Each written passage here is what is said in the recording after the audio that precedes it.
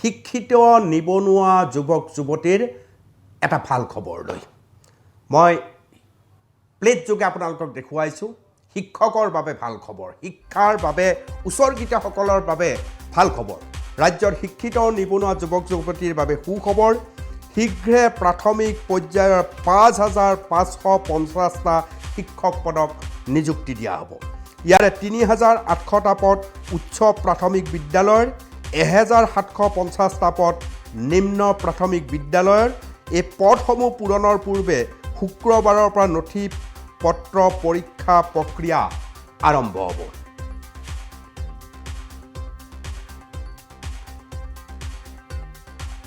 ন্যায়ালয়ৰ অনুমতি সাপেক্ষে আৰম্ভ হ'ব দ্বিতীয় পৰ্যায়ৰ নথি পৰীক্ষণ NIOSৰ অধীনত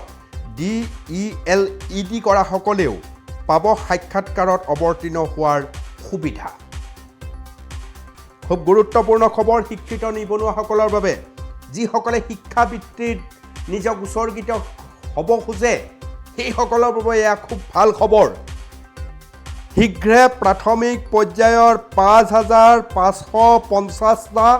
শিক্ষক পদত নিযুক্তি দিয়া হ'ব ইয়াৰে ৩,৮০০টা পদ উচ্চ প্ৰাথমিক বিদ্যালয়ৰ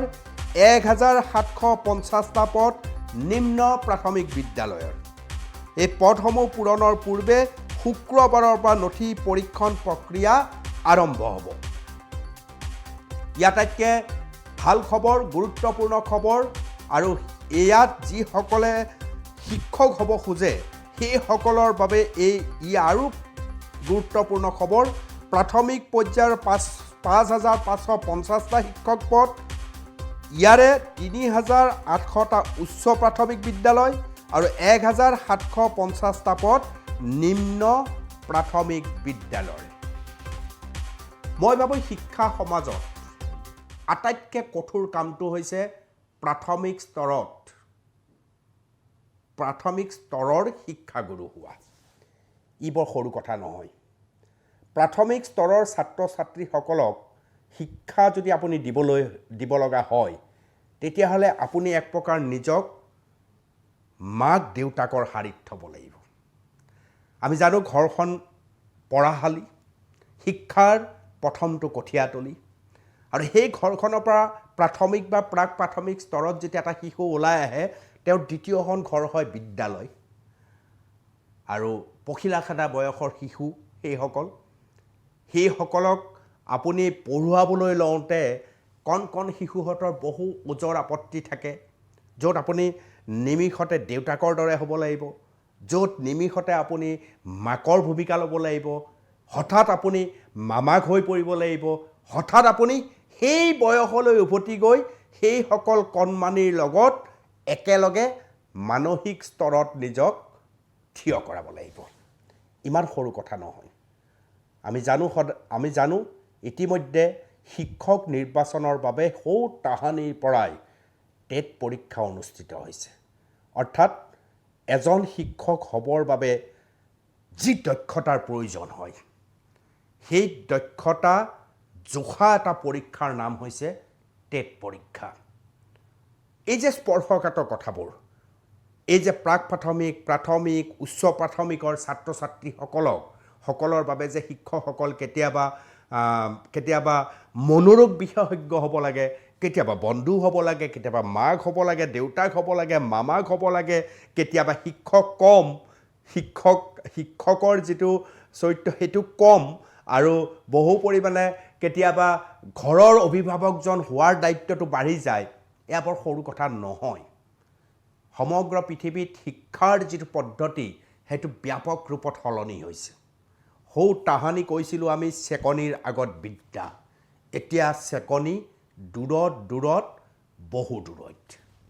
ঘৰখন শিক্ষাৰ কঠীয়াতলী পিতৃ মাতৃয়ে ঘৰত যি কথা শিকাব সেই কথাৰ ক'ৰবাত ভুল হ'লেও শুধৰাই দিয়াৰ দায়িত্ব হৈছে এইসকল প্ৰাথমিক স্কুলৰ শিক্ষাগুৰু সেইবাবে ভাৰতবৰ্ষৰ বিভিন্ন স্থানত যিসকল প্ৰাথমিক পৰ্যায়ৰ যিসকল শিক্ষক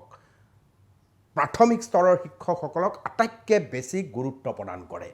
আপুনি যদি আমেৰিকা যায়, আপুনি যদি ৰাছিয়া যায়, আপুনি যদি আন উন্নত দেশবোৰলৈ যায়, তাৰ যদি শিক্ষাৰ পদ্ধতি চায়, তাতো প্ৰাথমিক স্তৰকে আটাইতকৈ বেছি গুৰুত্ব দিয়ে। কাৰণ আমি সকলোৱে জানো, যেতিয়া বাঁহডাল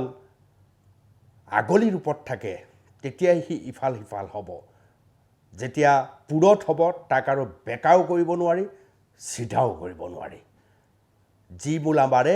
তাৰ দুপাততে চিন। গতিকে মূলা কেনেকৈ বাঢ়িব, দুপাত কেনেকৈ উলিয়াব, তাৰ দায়িত্ব কিন্তু আটাইতকৈ বেছি দায়িত্ব ঘৰখন আৰু সেই প্ৰাথমিক স্তৰৰ শিক্ষকসকল। গতিকে এটা ভাল খবৰ,